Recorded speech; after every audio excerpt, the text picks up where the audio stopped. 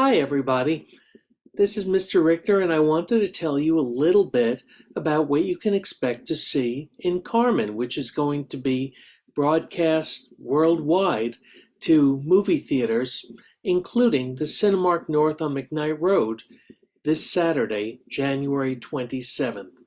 Well, Carmen is the story of a bunch of characters who should never, never, never be together, because if they ever got together, there'd be all kinds of trouble.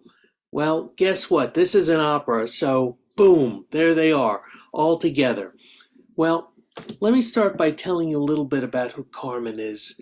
So Carmen is beautiful, she's dangerous, she's alluring, she's an outsider, she's a foreigner, and everybody hates her. In the original opera, Carmen is a member of the Romani, and the Romani are a minority group in Europe that they used to call the Gypsies, and even today there's a lot of prejudice against the Romani.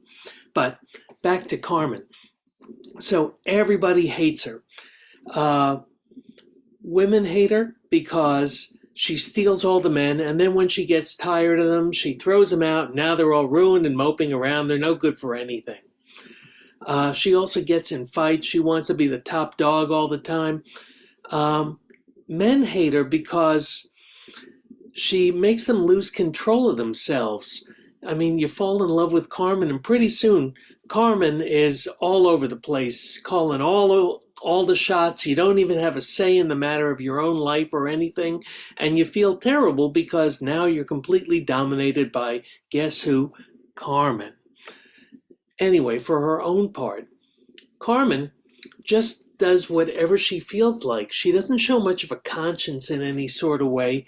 She just kind of acts like herself in whatever life throws her way. Part of that is because Carmen is also a fortune teller, and she believes that fortune kind of guides everything. In fact, in one part of the opera, Carmen throws down a bunch of fortune telling cards and sees that death is waiting for her. Isn't that cheery? But again, this is an opera, so those sorts of things are inevitably going to happen.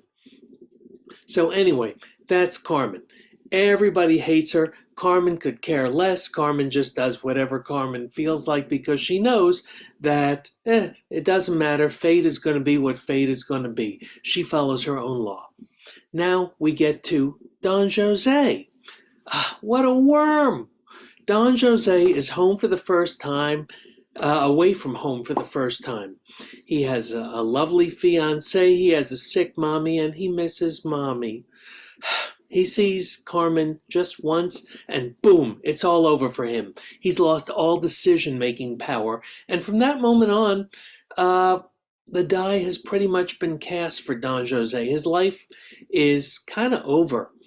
Even after she stops loving him, Don Jose follows Carmen around like he's a dog begging for a treat. It's kind of sad, actually, but then again, we all go back to this is an opera, and this kind of stuff happens in operas. Now we come to Escamillo. And Escamillo, in the original opera, is a bullfighter. In this one, because this has been modernized, he's a rodeo star. I mean, the deal with him is he might as well be a star quarterback or a rock star or something. He gets into a relationship with Carmen, but I kind of doubt that he's going to fall in love with her or he's going to get hurt because he's really just too busy looking in the mirror at himself. Everything this man has to say is about how great he is, how everybody loves him, how everybody wants to watch him, how everybody falls all over him. You get the idea? He doesn't have room for anybody else in his life because he's crowding himself out. And finally, we get to Micaela. Don Jose's fiancée. Micaela comes from Don Jose's little hometown, and if Carmen is like the devil standing on one of Don Jose's shoulders, then Micaela is essentially the angel standing on the other shoulder. She keeps telling him to do the right thing, come back to his original life.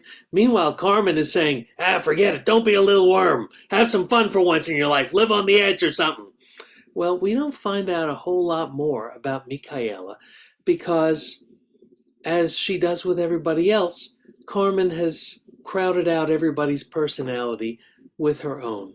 I mean, if Carmen were living today, I don't know, maybe she'd be a Kardashian or something like that. In any event, that's what you can expect from the four characters, the four main characters in Bizet's Carmen. And I hope to see you at this opera. You will love it. It is the hit parade of operas. You will remember the tunes, you'll remember the story, and you can't believe just how bad Carmen is. Anyway, thank you very much, and I hope to see you this Saturday at the Cinemark North. Bye now.